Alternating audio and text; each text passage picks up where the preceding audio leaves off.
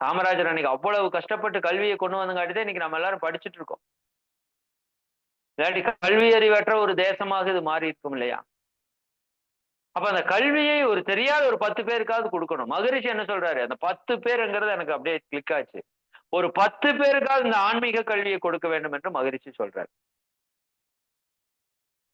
சரிங்களா?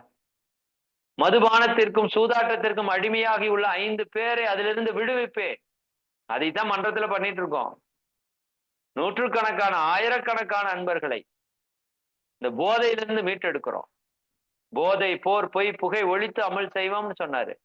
எப்படி ஒழிக்கிறது? அதை அடிச்சு ஒழிக்கிறது இல்ல, அதை அடையாமல் மனிதனை அதிலிருந்து காப்பது. மகிழ்ச்சி கொடுத்த பயிற்சிகள் எதற்காக? தீய பழக்க வழக்கங்களிலிருந்து தன்னை விடுவித்துக் கொள்வதற்காக. அப்துல் கலாம் ஐயா திட்டத்தை சொல்றாங்க, அதை மகிழ்ச்சி செயல்படுத்துறாங்க.